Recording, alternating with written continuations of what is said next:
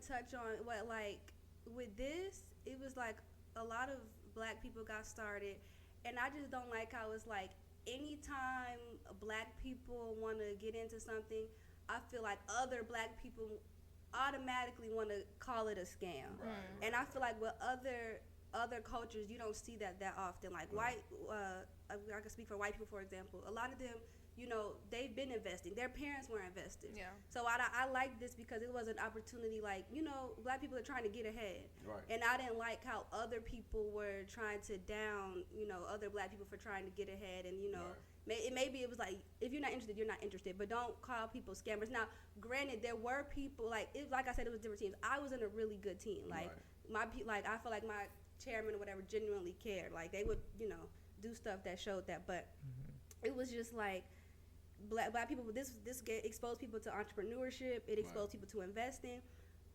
Like a lot of people that I got started with, even they're not even the people that I signed up. Some of them still trade on their own. Right. Some of them started their own type of business. They invest in other things. Yeah. So it's a financial literacy piece, and I didn't really have financial literacy education. So this really helped me get that. Now I do invest. Now I am, you know, smart with my money. I know about different things. So I just don't like that. Like how now I do know that there was some people that promoted it, like, oh, y'all broke. If you don't I think it was the people beating me over the head about clocking in. Because like, what if I don't want to? Right. Yeah. You still clocking into a 9 to 5? I think that piece of it was like a few pieces for me that just put like a negative look on it. For one, again, like it was just like this almost unspoken about thing, like, well, you know, if you know, like, if you want to know, I'm like, damn, I just wanted to got that. And then on top of that, I would see, you know, the meetings that y'all would have, like the things in Tampa, Florida, like where everybody is just like, and they're screaming and stuff, like everybody's screaming and yelling. I'm like, well, what the hell is going on? And then on top of that, it was like the people who were trying to recruit, it was like consistent recruitment to the point where I had to mute people's stories. As soon as somebody had, you know, joined Forex, I was like, I know I'm muting that story, because every story post was on it. So it was a negative thing to me. And so my thing was like, okay, I recognize that foreign exchange is real. I know that people trade this. I know this is old as day.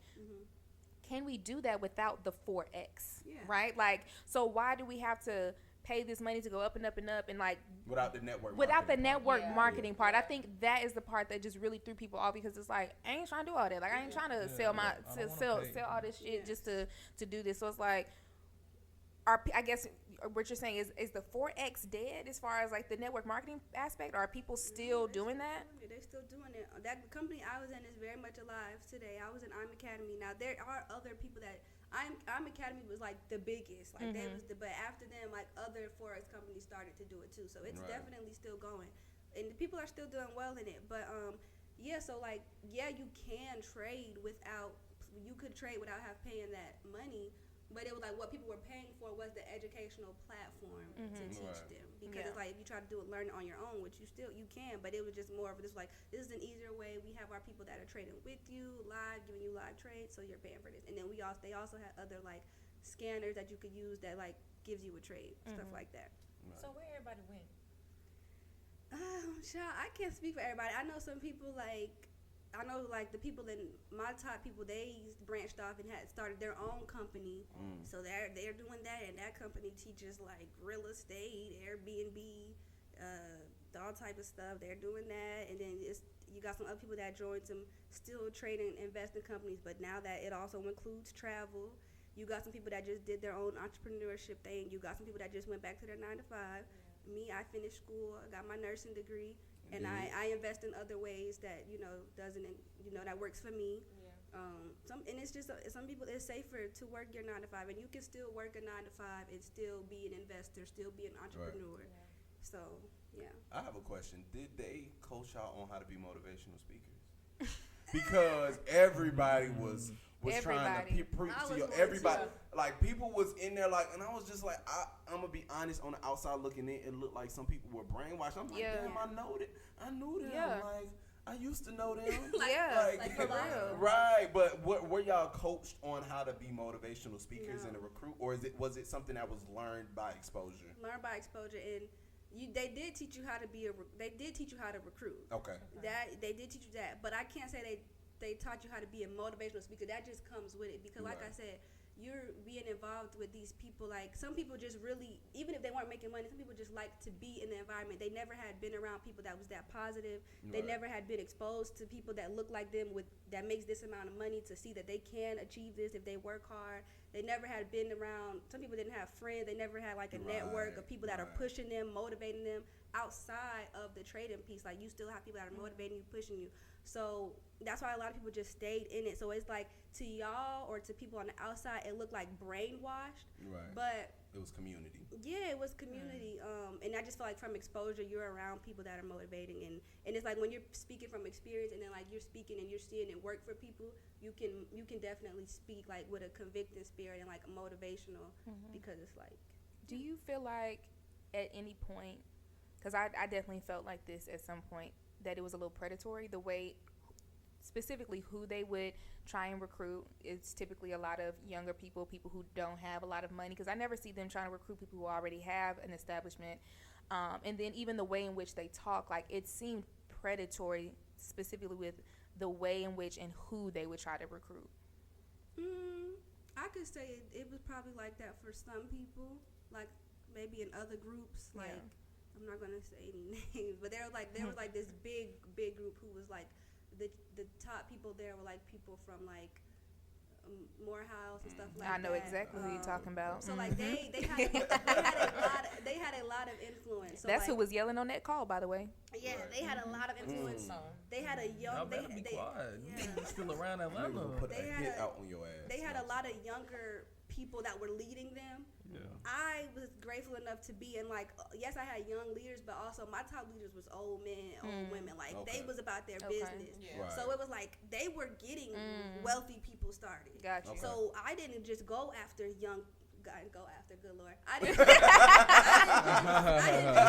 didn't We know what you mean. I didn't just recruit young people. I recruited everybody. I was putting my mom's friends on. I was putting everybody I did on. see a lot of that too, because I knew Yeah. some people from small towns and they were having meetings and stuff with people from their town. Yeah, And they may be everybody. 3-4 hours from Atlanta, but they were I did see that. And it was wealthy people that got started too, because they saw they saw what it was, they saw the potential. So Question.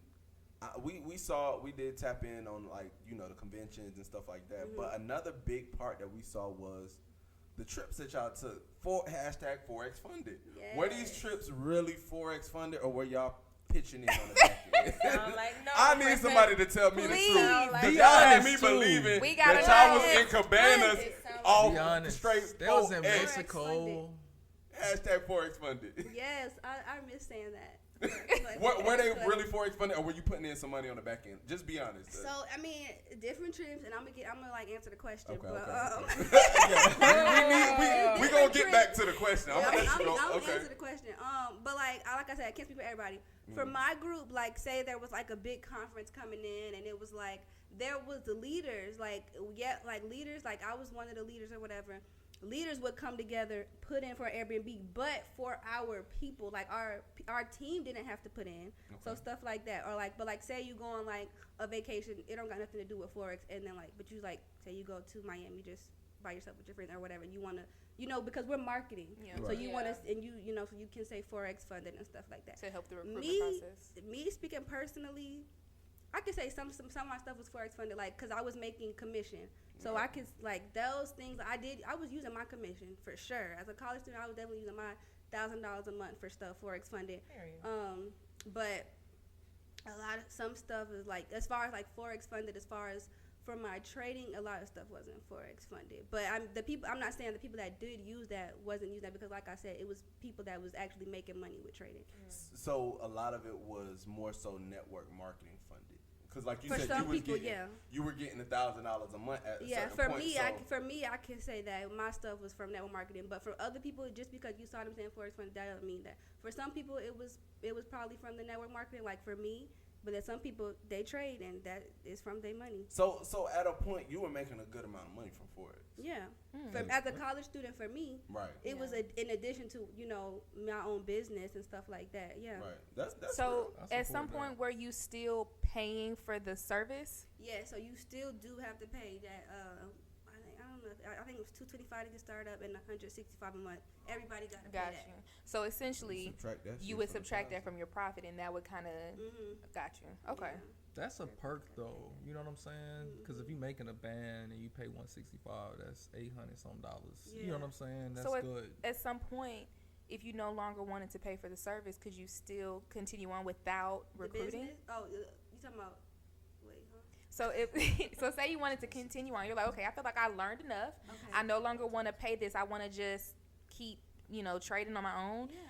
Could you stop paying and continue trading on and still recruit other people? Yeah, yes. Cause so they had the $165 was for your package. That was for your educational platform, and then they had a $15 IBO fee, which it was for the independent business owner. So like some people, they didn't pay the $165. They only paid their $15 a month to get their commission, recruit. They didn't use the platform because they don't use it or they trade on their own or whatever. So yeah, you could do that. Interesting. I'm learning so much about Forex. I felt like I was never able to ask these questions before. I'm teaching something. You could ask questions. Yeah, it was like top Really? secret. Like I thought, are we gonna have a hit put out on us when we drop this? It definitely gave Do we have to blur out our face and put some vocal? Do you want us to hide your identity? It definitely gave coke though. Like it really did. Yeah, like some videos I can watch and like laugh, and some of them are like I cringe, but I don't regret any of it. Like I don't regret it. Even like people still know me as like, oh, like you did Forex, like yeah. But I don't regret it because, like I said, what I learned from it, I built a huge network. I'm friends with all different types of entrepreneurs that teach me stuff. Right. And it's just good to just have like to be around people that like uplift you or like motivate you or have done things that you're trying to do. Yeah. And like I wasn't really learning about investing. I just knew like you go to school, get you a good job, pay your bills. Yeah. I mean, I knew there was other ways out there, but like actually seeing it be possible for me, I didn't really know that until I was able to get into that. No, I'm glad you shined the light on that community aspect because that's something that on the outside looking in you don't think about. But like you said, there are some people who are maybe they went to Georgia State or they went to college and they got recruited. They didn't have any friends or any family or any knowledge on financial literacy. Yeah. So I could see how that could be attractive. Yeah. When you're looking for your community, you're looking for that family aspect. Yeah. And also one thing I'll say about you, Princess, in particular, you were heavy in it, but I feel like you didn't let Forex define you. Yeah. You were still Princess. You were Yeah. still in BSA. You were still in nursing school. Yeah. You didn't let that pull you away from everything that you had outside. Yeah. And I feel like sometimes that's what was scary to me is that I feel like people lost their identity in Forex and everything was just straight Forex. Like you go on their page, now they don't even got pictures of their family or nothing. Like they got charts and ranks, and I'm just like, what the hell is going on? But with you, like you promote heavily, but you still were Princess at the end of the day, and that's one thing. Right. But you did defend now. If anybody says came out decided, Princess, hold up, what y'all say about Forex? I'm making money. What? She's gonna get right with you now. You couldn't say too much about Forex. But But you never pressured your friends, and we was always around you. Yeah. So if we didn't want to do it, we didn't want to do it. Right. We didn't push that either. Right. Don't knock me over the head. Buy some Forex, baby. I don't want to do it. Yeah, because I didn't want to be one of the people that like lost their friends over it. Like you don't want to do it, you don't want to do it, but just don't talk shit about me. Right. Yeah, That was her thing. Like just don't, because I did have some people who like in some other friend groups like once they got into Forex and people said XYZ, they isolated themselves from and the that's rest of the group. because of that aspect, that's why again it kind of screamed cult pyramid because I'm like that isolation aspect. And it's like they only would be around people who are doing. So I'm like, what is going on in the meetings? Yeah, some What's I like going on? Yelling about in the conferences and stuff. Hello? Like, I'm a chairwoman. I'm like, y'all better do that. Hello, speaking it into existence. So were the conferences mainly about that network marketing aspect? It was both. So they would have like panels, and it would be like some people that was giving you motivation, like starting a business, telling their life stories about like how they came from this and like their testimonies. And then they also had like some of their traders who were actually on the platform that we watch every morning coming on those panels and talking about what they do, like giving education. So it was never just the conferences was never just all network, and it was never always trading. It was both.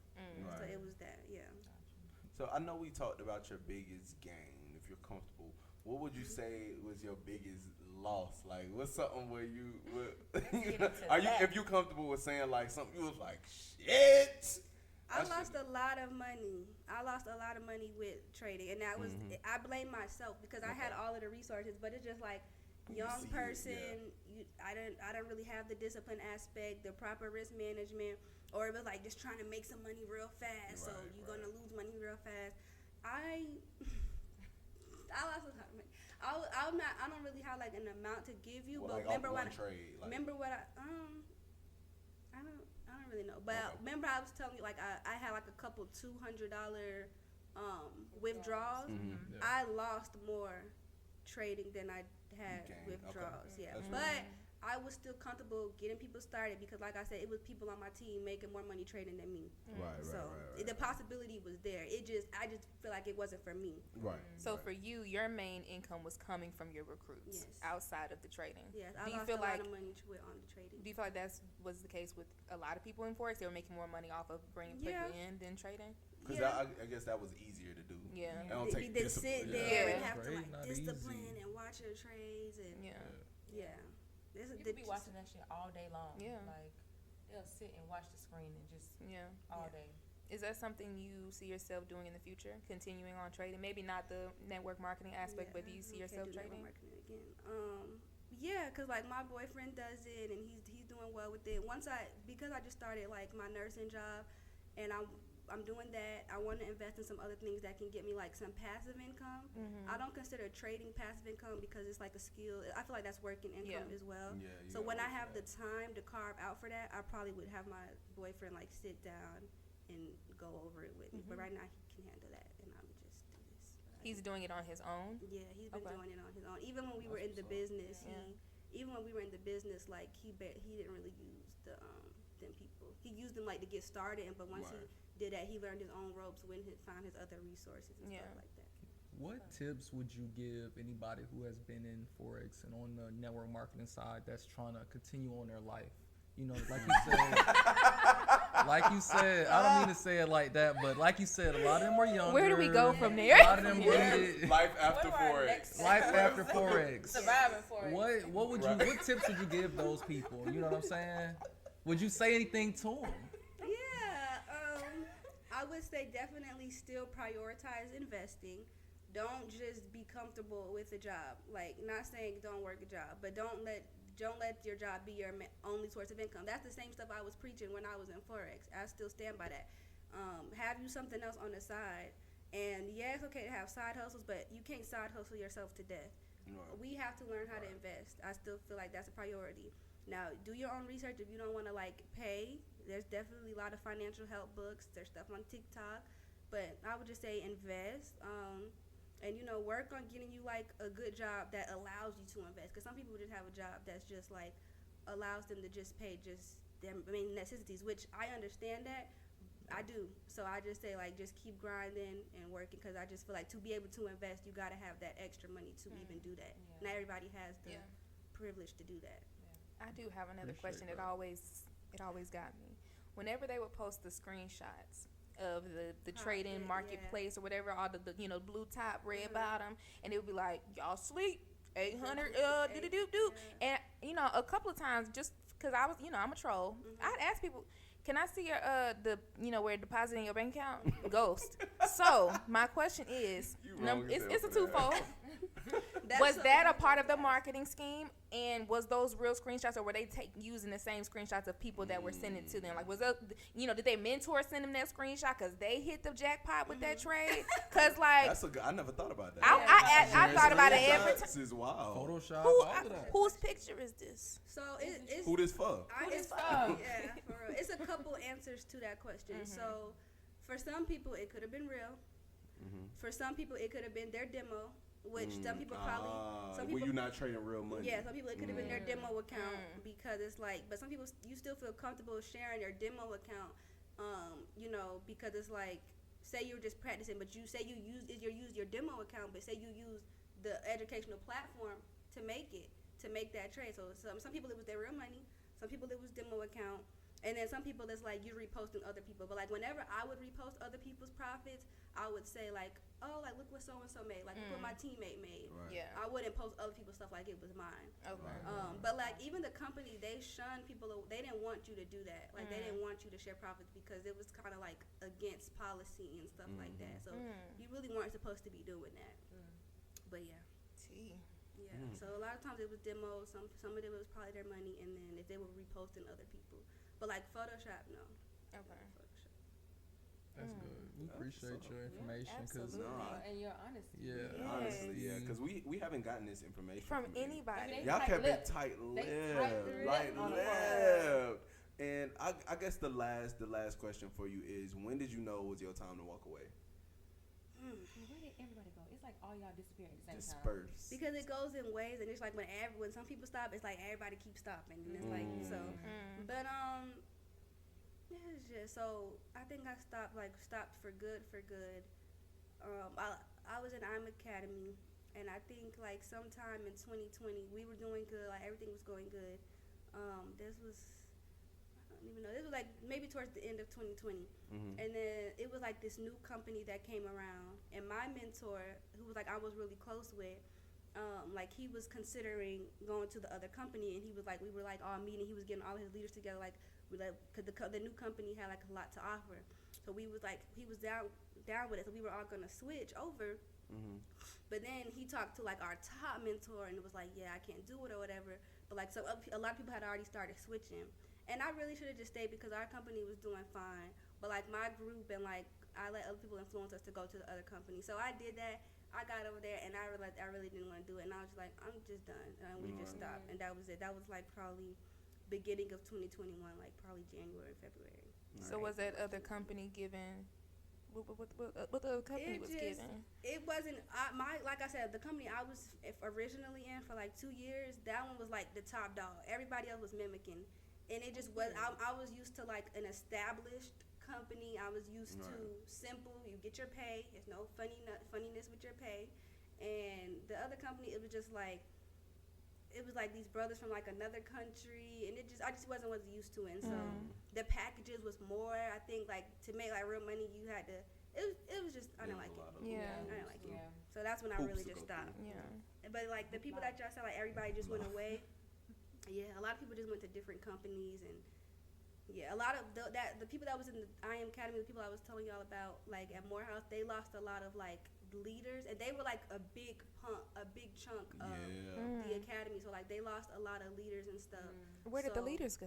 Some of them like went to like a lot of people just going to different companies. So when they started losing people, that I think that really just died down. But it's international, so it's going crazy like in other countries and stuff. Did y'all ever pay taxes on that money? Yeah, you supposed to, like as a business. And if was y'all ever paying taxes on that? No, you gotta report. Yeah, you have to make it up. Like, I was a student, so like, yeah. But yeah, you supposed. Like I said, I wasn't that profitable with traders. Right. But if they were to make money, if they were making big enough profit from the Forex trading, they do have to report that to IRS. Okay. Yeah, what about from the recruit? Same deal.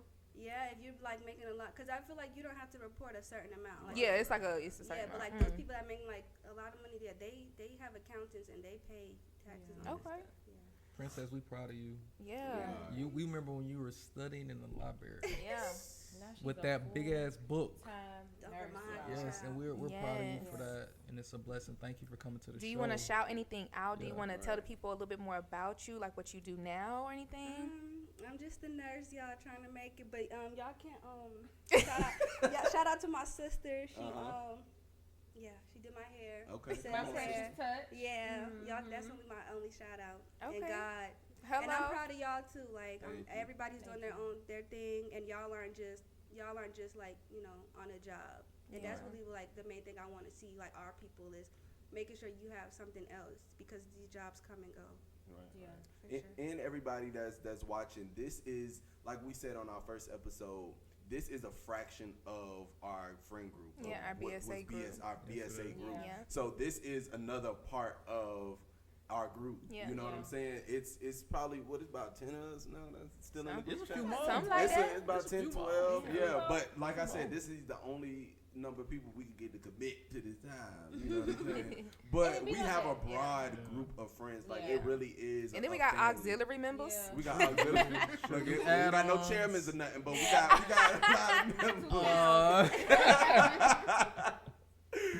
But yeah, y'all, this is another great episode. I really enjoyed this. I really did. You sure did. You did. You shed a lot of light. A lot of light. Yeah. I was wondering where y'all went, honey. Yeah, we wanted to know all the tea. You definitely dropped some tea on us, baby. Okay. Yeah. Well, thank y'all so much. Y'all already know what the deal is. Make sure y'all are subscribed to our YouTube channel at Too Funny for Free, as well as following us on Instagram and TikTok at Too Funny for Free. This is the Group Chat podcast hosted by Too Funny for Free. Incorporated. Hello, get into it. We did the paperwork. And we'll see y'all next week. Thank you. Bye.